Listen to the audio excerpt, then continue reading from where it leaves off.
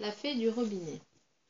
Il était une fois une fée, une gentille petite fée, qui vivait dans une source pas très loin d'un village. Vous savez, n'est-ce pas, que la Gaule autrefois n'était pas chrétienne, et que nos pères les Gaulois adoraient les fées. À cette époque, les gens de ce village adoraient cette fée-là. Ils portaient à la source des fleurs, des gâteaux et des fruits, et même, les jours de fête, ils mettaient leurs plus beaux habits pour y venir danser. Et puis, un jour, la Gaule devint chrétienne. Et monsieur le curé interdit aux gens du pays de porter des offrandes et de venir danser autour de la source. Il prétendait qu'ils y perdraient leur âme et que la fée était un diable. Les villageois savaient bien que ce n'était pas vrai. Cependant, ils n'osaient rien dire, parce qu'ils avaient peur du curé. Mais les plus vieux d'entre eux continuèrent de venir en cachette pour déposer leurs dons près de la source. Quand le curé s'en aperçut, il se fâcha tout rouge. Il fit dresser en cet endroit une grande croix de pierre, puis il organisa une procession et prononça au-dessus de l'eau un tas de paroles magiques, en latin, pour chasser la fée. Et les gens crurent vraiment qu'il avait réussi à la faire fuir, car pendant 1500 ans, plus personne n'entendit parler d'elle. Les vieux qui l'adoraient moururent. Les jeunes l'oublièrent peu à peu, et leurs petits-enfants ne surent même plus qu'elle avait existé. Même les curés, ses ennemis, cessèrent de croire en elle. Pourtant, la fée n'était pas partie. Elle était toujours là, dans la source, mais elle se cachait, car la croix l'empêchait de sortir. Du reste, elle avait bien compris que personne ne voulait plus d'elle. « Patience, pensait-elle, notre temps est passé, mais le temps des chrétiens passera, lui aussi. Un jour, cette croix tombera en morceaux, et de nouveau je serai libre. » Un jour, deux hommes passèrent près de la source. C'étaient des ingénieurs. Ils remarquèrent que l'eau en était abondante et claire, et décidèrent de l'utiliser pour le ravitaillement de la ville prochaine. Quelques semaines plus tard arrivèrent les ouvriers. Ils enlevèrent la croix qui les gênait pour travailler, puis ils captèrent l'eau de la source et la menèrent par tuyau jusqu'à la ville. C'est ainsi que la fée se retrouva, un beau jour, dans une canalisation qu'elle suivit à l'aveuglette, pendant des kilomètres, en se demandant ce qui avait pu arriver. À mesure qu'elle avançait, le tuyau se faisait plus étroit, se divisait en plusieurs tuyaux secondaires. La fée tournait, tantôt à gauche, tantôt à droite, et pour finir, elle aboutit à un gros robinet de cuivre, au-dessus d'une pierre à évier. C'était une chance pour elle, car elle aurait pu aussi bien tomber dans une chasse d'eau, et dans ce cas, au lieu de la fée du robinet, elle serait devenue la fée des cabinets. Mais par bonheur, cela n'arriva pas. Ce robinet et cet évier faisaient partie d'une cuisine, et cette cuisine était située dans un appartement où habitait une famille d'ouvriers, comprenant le père, la mère et deux grandes filles. La fée resta longtemps sans se manifester à eux, car les fées ne se montrent pas pendant le jour. Elles ne sortent qu'après minuit. Or, le père travaillait dur. La mère aussi. Les deux filles fréquentaient l'école de sorte que tous étaient couchés à 10 heures au plus tard, et que personne n'ouvrait le robinet de toute la nuit. Une fois cependant, l'aînée des filles, qui était gourmande et mal élevée, se leva, sur le coup de 2 heures du matin, pour aller voler dans le frigidaire. Elle prit une cuisse de poulet, la rongea, mangea une mandarine, trempa son doigt dans un pot de confiture, le lécha, après quoi elle eut soif. Elle sortit un verre du buffet, alla au robinet, l'ouvrit. Mais voilà qu'au lieu d'eau, il s'échappa du robinet une toute petite, bonne femme en robe mauve, avec des ailes de libellule, qui tenait à la main une baguette surmontée d'une étoile d'or. La fée, car c'était elle, se posa sur le bord de l'évier et parla d'une voix musicale. « Bonjour, Martine !» J'ai oublié de dire que cette petite fille s'appelait Martine. « Bonjour, madame, » répondit Martine. « Veux-tu être gentille, Martine ?» demanda la bonne fée. « Donne-moi un peu de confiture. » Martine était, comme je l'ai dit, gourmande et mal élevée. Cependant, quand elle vit que la fée était bien habillée, avec des ailes de libellule et une baguette magique, elle se dit « Attention, cette dame est une belle dame et j'ai tout intérêt à être bien avec. » Aussi, répondit-elle avec un sourire hypocrite. « Mais certainement, madame, tout de suite, madame. » Elle prit une petite cuillère propre, elle la plongea dans le pot de confiture et la tendit à la bonne fée. Celle-ci battit des ailes, volota autour de la cuillère en y donnant quelques coups de langue, puis elle se reposa sur le buffet et dit Merci, Martin. Hier un don. Et la fée disparut. Ben ça alors, dit Martine. Et comme elle disait ces mots, 3 perles lui tombèrent de la bouche. Le lendemain matin, elle conta l'histoire à ses parents, non sans jeter une quantité de perles. Sa mère porta ces perles au bijoutier, qui les trouva fort bonnes, encore qu'un peu petites. Si elle disait des mots plus longs, dit le père, elle grossirait peut-être.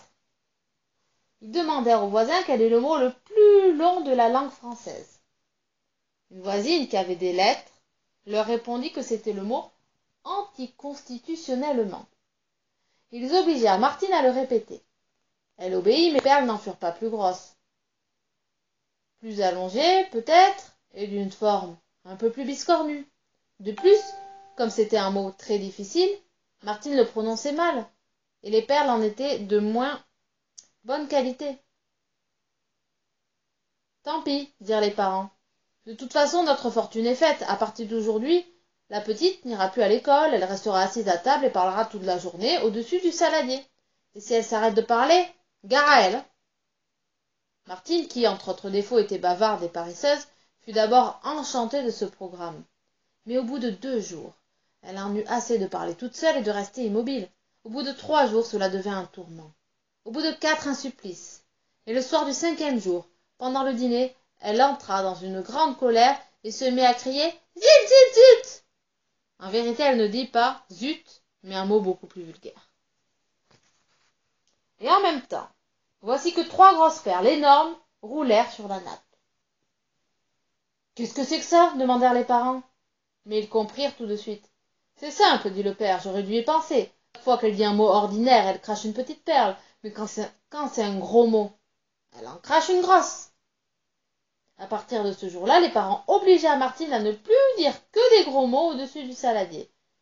Au commencement, cela la soulageait, mais bientôt les parents la grondèrent chaque fois qu'elle disait autre chose qu'un gros mot. Au bout d'une semaine, cette vie ne lui parut plus tenable, et elle s'enfuit de la maison. Elle marcha tout le jour dans les rues de Paris sans savoir où aller. Vers le soir, affamée et rompue de fatigue, elle s'assit sur un banc. Un jeune homme, la voyant seule, vint s'asseoir auprès d'elle. Il avait les cheveux ondulés, les mains blanches et un air très doux. Il lui parla très gentiment et elle lui raconta son histoire. Il l'écouta avec beaucoup d'intérêt, tout en recueillant dans sa casquette les perles qu'elle jetait, en lui faisant ses confidences. Et quand elle eut fini, il la regarda tendrement dans les yeux.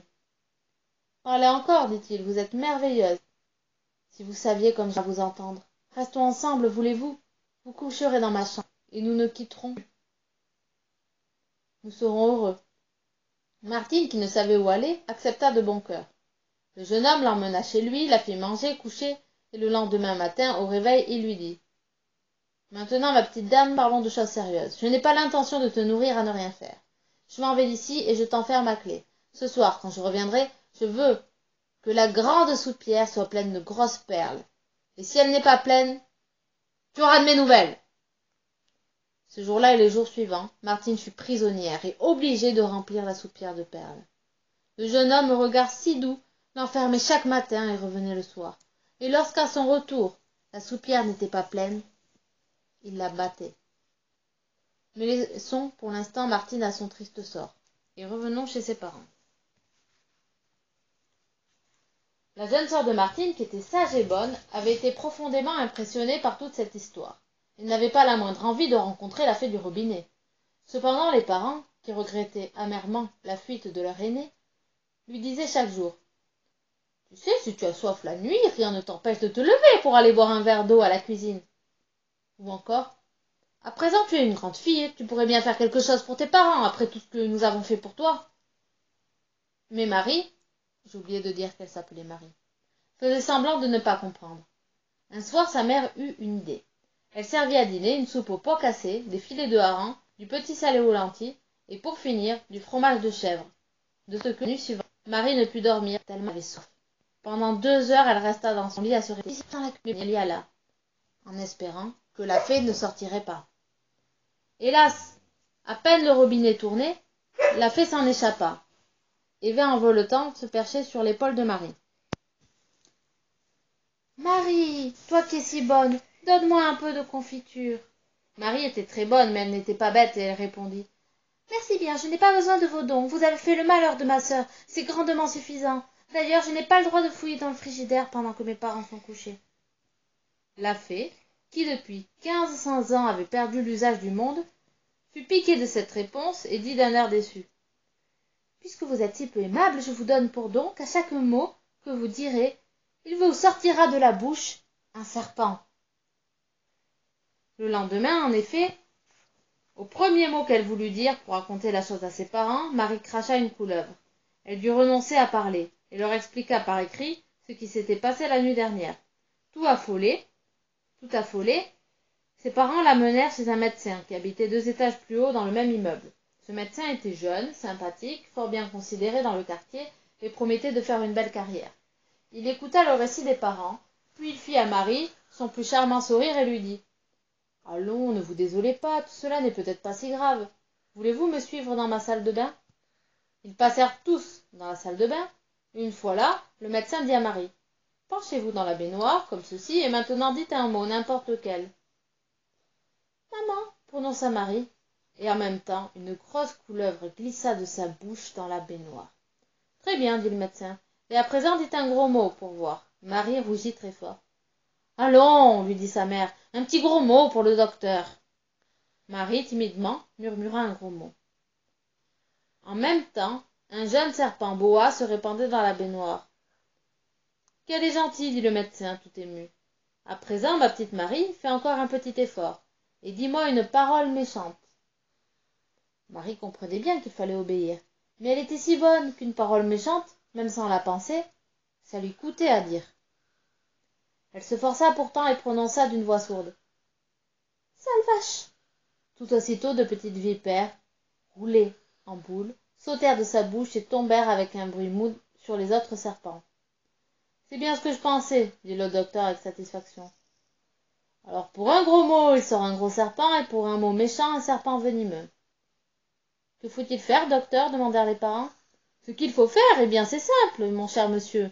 J'ai l'honneur de vous demander la main de votre fille. » Vous voulez l'épouser. Si elle accepte, oui. Pourquoi donc demanda la mère. Vous pensez que le mariage la guérira? J'espère bien que non, répondit le médecin. Voyez-vous, je travaille à l'Institut Pasteur, à la fabrication des sérums antivenimeux. Dans mon service, nous manquons de serpents. Une demoiselle comme votre fille est pour moi un trésor. C'est ainsi que Marie épousa le jeune médecin. Ce dernier fut très bon pour elle et la rendit aussi heureuse qu'elle pouvait l'être avec une telle infirmité. De temps en temps, sur sa demande, elle lui disait des mots atroces pour lui fournir soit une vipère, soit un cobra, soit un serpent corial. Et le reste du temps, elle ne parlait plus, ce qui, heureusement, ne lui pesait pas trop, car elle était simple et modeste. À quelque temps de là, la fée du robinet voulut savoir ce qu'il était advenu des 2 filles. Elle apparut à leurs parents un samedi soir après minuit, comme ceux-ci rentraient du cinéma et cassaient une petite croûte avant d'aller se coucher. Elle les interrogea, et ils lui répondirent. Toute confuse, elle apprit alors que non seulement elle avait récompensé la vilaine fille et puni la gentille, mais que par pur hasard, le mauvais don avait tourné à l'avantage de Marie, tandis que le don des perles était devenu, pour la pauvre Martine, une terrible malédiction, et qu'elle s'en trouvait punie bien au-delà de ce qu'elle méritait. La pauvre fée, découragée, se dit en elle-même. « J'aurais mieux fait de me tenir tranquille. Je n'ai aucun usage du monde, je juge tout de travers, et je ne prévois même pas les conséquences de mes actes. Il faut que je trouve un enchanteur, plus sage que moi, pour qu'il m'épouse et que je lui obéisse. Mais où le chercher? » Tout en réfléchissant, elle était sortie dans la rue et elle voletait au-dessus du trottoir, rue Broca, lorsqu'elle vit une boutique éclairée. C'était l'épicerie buvette de Papa Saïd. Papa Saïd lui-même était en train de poser les chaises sur les tables avant d'aller se coucher. La porte était fermée, mais la fée se faisait toute petite, et elle passa par en dessous. C'est qu'en effet elle avait vu, traînant sur une planche, un gros cahier et une trousse à crayons que Bachir avait oublié de ranger. Lorsque Papa Saïd se fut retiré, la fée arracha une feuille du cahier. Vous n'avez pas remarqué qu'il manque souvent une feuille au cahier de Bachir? Puis elle sortit de la trousse les crayons de couleur et elle se mit à dessiner. Bien entendu, Papa Saïd, en s'en allant, avait éteint l'électricité. Mais les fées ont de bons yeux, et voient même les couleurs en pleine nuit. La fée du robinet dessina donc un enchanteur avec un grand chapeau pointu et une vaste houppelande noire. Ce dessin terminé, elle souffla dessus et se mit à chanter. Enchanteur noir, couleur du soir, je t'ai dessiné, veux-tu m'épouser? La tête de l'enchanteur fit une grimace. Non, je ne veux pas, dit-il. Tu es trop grosse. Alors tant pis pour toi, répondit la fée. Elle souffla dessus une seconde fois et l'enchanteur ne bougea plus. Elle arracha une autre feuille, il manque souvent plus d'une feuille au cahier de Bachir, et dessina un deuxième enchanteur avec une houppelande brune. Elle souffla dessus et demanda. Enchanteur brun, couleur de rien, je t'ai dessiné, veux-tu m'épouser? Mais l'enchanteur brun détourna la tête. Non, je ne veux pas, tu es trop maigre. Eh bien, tant pis pour toi. La fée souffla sur lui une seconde fois et il ne fut rien de plus qu'un dessin immobile.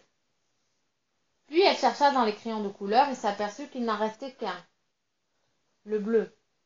Tous les autres étaient perdus. Celui-ci, pensa-t-elle, il ne faut pas que je le rate. Alors, en s'appliquant beaucoup, elle dessina sur une troisième feuille un troisième enchanteur dont la houppelande était bleue. Quand elle l'eut fini, elle le regarda avec amour. Vraiment, c'était le plus beau de tous. Pourvu qu'il m'aime, pensa-t-elle. Elle souffla sur lui et se remit à chanter. Enchanteur bleu, couleur des cieux, je t'ai dessiné, veux-tu m'épouser? D'accord, dit l'enchanteur. Alors la fée souffla dessus 3 fois. À la troisième fois, l'enchanteur dessiné s'épaissit, puis il se détacha de la feuille de papier, puis il se redressa, prit la fée par la main, et tous les deux passèrent par-dessous la porte et s'envolèrent dans la rue. Avant tout, dit l'enchanteur bleu, je vais ôter leurs dons à Martine ainsi qu'à Marie. Vraiment, tu crois? Demanda la fée. C'est la première chose à faire, dit-il. Et là-dessus, il récita une formule magique. Le lendemain, Martine avait cessé de cracher des perles. Le jeune homme à l'air doux, voyant cela, commença par la battre. Puis, quand il vit que cela ne servait à rien, il la chassa. Elle revint chez ses parents, mais l'aventure lui avait servi de leçon, car elle fut désormais douce et bonne. Le même jour, Marie cessa de cracher des serpents. C'était dommage pour l'institut Pasteur, mais son époux ne le regretta point, car il eut le plaisir de parler avec elle, et il put constater qu'elle était aussi intelligente que sage. L'enchanteur et la fée disparurent. Je sais qu'ils vivent toujours, mais je ne sais pas où. Ils ne font presque plus de miracles. Ils sont très très prudents, et ne tiennent pas du tout à faire parler d'eux. J'oubliais d'ajouter ceci. Le lendemain de cette nuit mémorable, madame Saïd, la maman de Bachir, en ouvrant la boutique, trouva sur une planche les crayons de son fils en désordre, le grand cahier ouvert, avec 3 feuilles arrachées, et, sur 2 de ces feuilles, des dessins d'enchanteurs. Très mécontente, elle appela son fils et lui dit sévèrement. « Qu'est-ce que c'est que ce travail? Tu n'as pas honte? Tu crois que c'est pour ça qu'on t'achète des cahiers ?» Bachir eut beau répondre que ce n'était pas lui, personne ne voulut le croire.